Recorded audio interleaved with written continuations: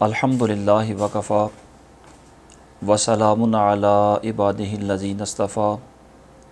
خصوصاً علی سید الانبیاء علیہ التحیۃ والثناء اما بعد فاعوذ باللہ من الشیطان الرجیم بسم اللہ الرحمن الرحیم وکذالک جعلناکم امۃ وسطا لتکونوا شہداء علی الناس وَيَكُونَ الرَّسُولُ عَلَيْكُمْ شَهِيدًا صدق اللہ مولانا العظیم۔ بعد از حمد و ثنا سورہ بقرہ کا آیت نمبر 143 کا ابتدائی حصہ آپ نے سماعت فرمایا۔ ارشاد باری تعالیٰ ہے، اور بات یوں ہی ہے کہ ہم نے تمہیں کیا سب امتوں میں افضل کہ تم لوگوں پر گواہ ہو، اور یہ رسول تمہارے نگہبان اور گواہ۔ اس آیت مبارکہ میں دو لفظ خاص طور پر توجہ طلب ہیں۔ ارشاد فرمایا جعلناکم امہ، ہم نے تمہیں امت بنایا، ہم نے تمہیں ایک گروہ بنایا۔ امت سے مراد حضور نبی اکرم نور مجسم شفیع معظم صلی اللہ تعالیٰ علیہ وسلم کے زمانہ حیات ظاہری سے لے کر قیامت قائم ہونے تک جتنے بھی افراد ہیں، خواہ انہوں نے کلمہ پڑھا ہو یا نہ پڑھا ہو، یہ سارے کے سارے حضور صلی اللہ تعالیٰ علیہ وسلم کی امت ہیں۔ البتہ امت کی دو قسمیں ہوتی ہیں۔ ایک امت وہ ہوتی ہے جس کو امت دعوت کہا جاتا ہے، اور ایک امت وہ ہوتی ہے جس کو امت اجابت کہا جاتا ہے۔ یوں تو زمانہ رسالت سے لے کر قیامت تک کے سارے لوگ امتی ہیں، لیکن ان لوگوں میں سے جن خوش نصیب افراد کو سرکار کا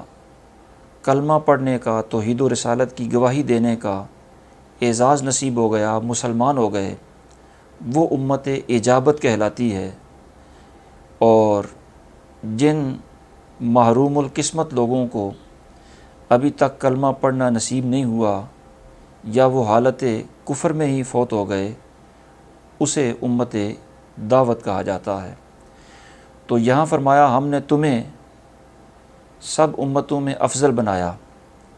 تو یہ افضلیت جسے دی گئی وہ صرف اور صرف امت اجابت ہے، یعنی یہ وہ خوش نصیب ہیں جو ساری امتوں میں افضل ہیں، جو حضور صلی اللہ تعالیٰ علیہ وسلم کا لایا ہوا دین، سرکار کا لایا ہوا پیغام قبول کرتے ہیں، اس پر ایمان لا کر مومن ہو جاتے ہیں۔ پھر فرمایا وسطا، وسط کے مختلف معنی ہوتے ہیں۔ وسط کا ایک معنی درمیان ہوتا ہے، یعنی وہ جگہ جس کے سارے اطراف، سارے کنارے برابر برابر ہوں، اس کو مرکز بھی کہا جاتا ہے، درمیان بھی کہا جاتا ہے، وسط بھی کہا جاتا ہے۔ اور اسی سے استعارہ کرتے ہوئے جو اچھی صفات ہوتی ہیں وہ بھی صفات میں مرکزی صفات ہوتی ہیں، اس لیے خصال محمودہ پر، اچھی صفات پر بھی وسط کا اطلاق کیا جاتا ہے۔ اور پھر اس سے نقل کرتے ہوئے اچھی عادتوں سے جو بندہ موصوف ہوتا ہے اس بندے کو بھی وسط کہہ دیا جاتا ہے۔ تو وسط کا یہ معنی ایک ہے جو آپ نے سماعت فرمایا، درمیان یا مرکز۔ دوسرا وسط کا معنی ہوتا ہے جو چیز کمی بیشی سے پاک ہو، افراط اور تفریط سے محفوظ ہو، اس کو بھی وسط کہا جاتا ہے۔ جس طرح سرکار نے ایک موقع پر ارشاد فرمایا خیر الامور اوساطھا، کہ بہترین معاملات وہ ہوتے ہیں جو کمی بیشی سے، افراط و تفریط سے پاک ہوتے ہیں،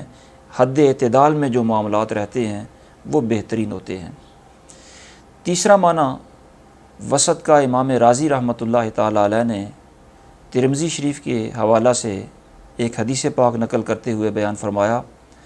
کہ وسط سے مراد افضل ہے۔ تو اللہ رب العالمین جب ارشاد فرماتا ہے کہ ہم نے تمہیں اوسط الامم بنایا، ساری امتوں میں وسط بنایا، تو مفہوم یہ ہے کہ ہم نے تمہیں ساری امتوں میں سے افضل بنایا۔ تیسرا لفظ اس آیت مبارکہ میں خاص جو توجہ طلب ہے وہ شہداء ہے۔ لفظ شہداء یا تو شاہد کی جمع ہے یا شہید کی جمع ہے، اور یہ لفظ یا تو شہادت سے بنا ہے یا مشاہدہ سے یا شہود سے۔ اس کا معنی کیا ہوتا ہے؟ اس کا معنی یہ بھی ہوتا ہے کہ آنکھ سے جو مشاہدہ ہو وہ بیان کرنا بھی شہادت ہوتا ہے،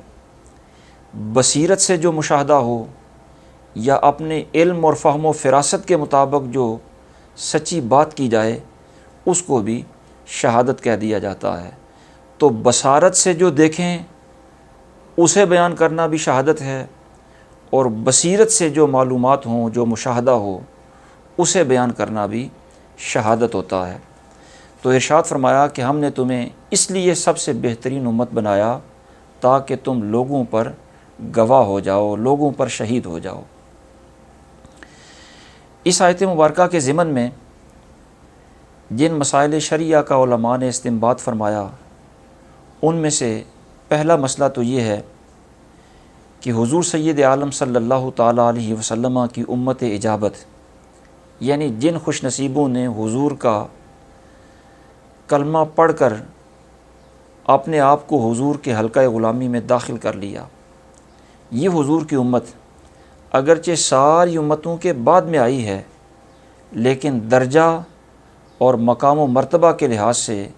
یہ ساری امتوں سے افضل اور بہتر ہے، اور یہ اعزاز،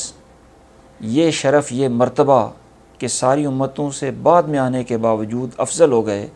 یہ صرف حضور کی نسبت غلامی کی وجہ سے ہے۔ اسی کو بیان کرتے ہوئے رب العالمین ارشاد فرماتا ہے وَكَذَلِكَ جَعَلْنَاكُمْ أُمَّةً وَسَطًا، کہ ہم نے تمہیں ساری امتوں سے افضل امت بنایا ہے۔ دوسرا مسئلہ اس آیت مبارکہ کے ضمن میں لفظ شہداء سے علماء نے یہ بیان فرمایا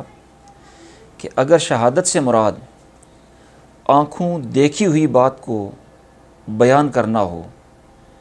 تو ارشاد فرمایا کہ حضور کی جو امت ہے وہ چونکہ سارے لوگوں پر گواہ ہے، اور سارے لوگوں میں مسلمان بھی ہیں، کافر بھی ہیں، اس سے اصول اور مسئلہ یہ اخذ ہوا کہ حضور کا جو امتی ہے، مسلمان ہے،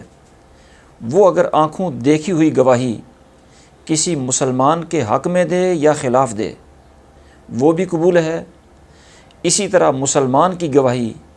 کسی کافر کے حق میں یا خلاف میں ہو وہ بھی قبول ہوتی ہے، اس لیے کہ یہ حضور کا امتی ہے اور اس کو اللہ رب العالمین نے سارے لوگوں پر گواہ بنایا ہے، تو اس کی گواہی سارے لوگوں کے بارے میں قبول ہوگی، خواہ مومن کے بارے میں دے یا کافر کے بارے میں دے۔ البتہ جو کافر ہوتے ہیں ان کی گواہیاں کافروں کے معاملات میں تو قبول ہوتی ہیں، لیکن اگر کوئی کافر کسی مسلمان کے خلاف گواہی دے رہا ہو تو کافر کی گواہی مسلمان کے خلاف قبول نہیں کی جائے گی، اس لیے کہ رب العالمین نے اسے سارے لوگوں پر گواہ نہیں بنایا، بلکہ ان کفار کے متعلق ارشاد باری تعالیٰ ہے کہ ما جعل اللہ للکافرین علی المؤمنین سبیلا، کہ کافروں کا مسلمانوں پر کوئی جبر، کوئی اختیار، کوئی تسلط، اور کافروں کو مسلمانوں کے خلاف کوئی راہ اللہ نے دی نہیں ہے۔ اس لیے مسلمان اگر گواہی دے تو یہ چونکہ حضور کا امتی ہے اور امت اجابت میں سے ہے، اس لیے سارے لوگوں کے بارے میں، خواہ وہ مسلمان ہوں یا کافر، سب کے بارے میں اس کی گواہی قبول ہے، خواہ کسی کے حق میں دے، خواہ کسی کے خلاف دے۔ اور کافر کی گواہی مسلمان کے خلاف قبول نہیں ہوتی، حق میں دے تو تائیدی طور پر اسے قبول کر لیا جائے گا۔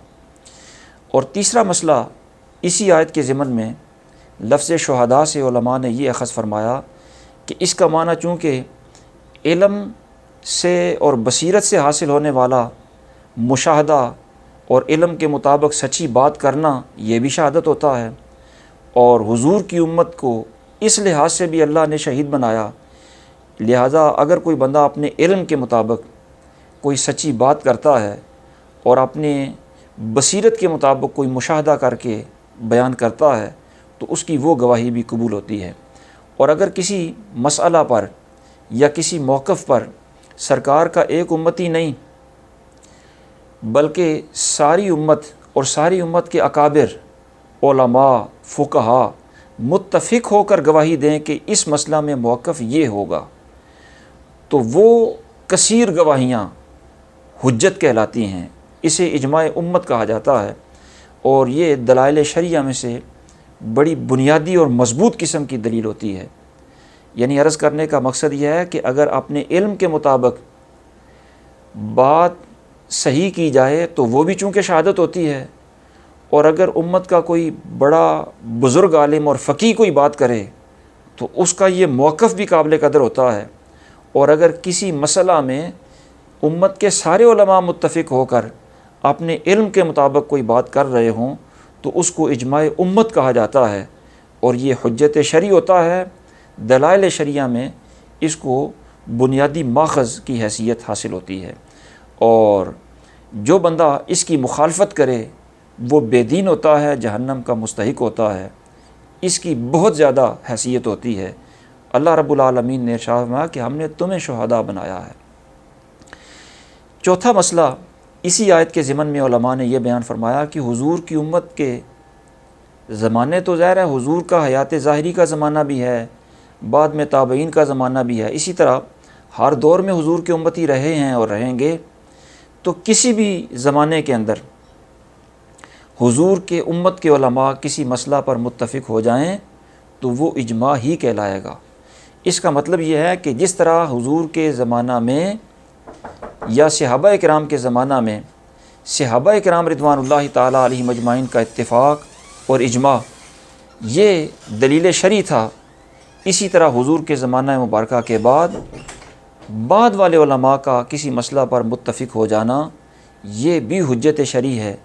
اور یہ بھی اسی طرح واجب عمل ہے۔ اور پانچواں مسئلہ اس آیت مبارکہ کے ضمن میں علماء نے یہ بیان فرمایا کہ امت کا اجماع دلیل شرعی ہے، حجت ہے، لیکن اگر کوئی شخص حضور کا امتی ہونے کا حق ادا نہ کر رہا ہو بلکہ سرکار کے دین سے ہٹ گیا ہو، دلالت اور گمراہی میں مبتلا ہو گیا ہو، مثلاً جتنے بھی بد مذہب فرقے ہیں، خارجی ہیں، رافضی ہیں، ان لوگوں کا اگر اجماع امت کے اندر کوئی اختلاف ہو تو ان کی مخالفت کرنے سے اجماع امت پر کوئی فرق نہیں پڑے گا۔ اجماع امت سے مراد حضور کی صحیح امت اجابت کے علماء کا اجماع ہوتا ہے، اور جو سرکار کے طریقے سے ہٹ جائے، بد مذہبی کو اپنا لے، وہ اگر مخالفت بھی کرتا رہے تو اس کی مخالفت سے اجماع امت پر کوئی فرق نہیں ہوتا، اور ان کا اختلاف اجماع امت پر اثر انداز نہیں ہوتا۔ لہٰذا اگر یہ بد مذہب جتنے بھی فرقے ہیں یہ اجماع امت کی مخالفت کرتے بھی رہیں تو بھی اجماع امت اپنی جگہ پر دلیل اور حجت ہی ہوتا ہے۔ اور چھٹا مسئلہ یہ علماء نے بیان فرمایا کہ جس مسئلے پر آج تک امت متفق ہو چکی وہ مسئلے ایسے ہیں کہ دوبارہ ان میں بحث کی گنجائش نہیں رہتی، ان میں اختلاف کی گنجائش بھی نہیں رہتی، اور کسی نئی تحقیق کی ضرورت بھی نہیں رہتی۔ وہ طے شدہ مسائل ہوتے ہیں جن مسائل میں امت کا اجماع ہو چکا ہوتا ہے۔ لہٰذا جن مسائل میں علماء اور امت کے اکابر اجماع کر چکے ہیں اور متفقہ طور پر ایک موقف اپنا چکے ہیں، اس متفقہ موقف کو ہی امت آگے لے کر چلے گی۔ انہی مسائل میں سے سرکار دو عالم صلی اللہ تعالیٰ علیہ وسلم کے خلفائے راشدین کا مسئلہ ہے، پھر خلفائے راشدین کی افضلیت، ان کی ترتیب، ان کے مقام و مراتب، یہ سارے مسائل جو ہیں جن پر امت متفق ہو چکی ہے، ان پر مسلمانوں کا اجماع ہو چکا ہے۔ لہٰذا سارے خلفاء کی خلافت برحق ہے، ان سے بغض رکھنا اور ان سے نفرت رکھنا اور ان کا توہین آمیز الفاظ میں ذکر کرنا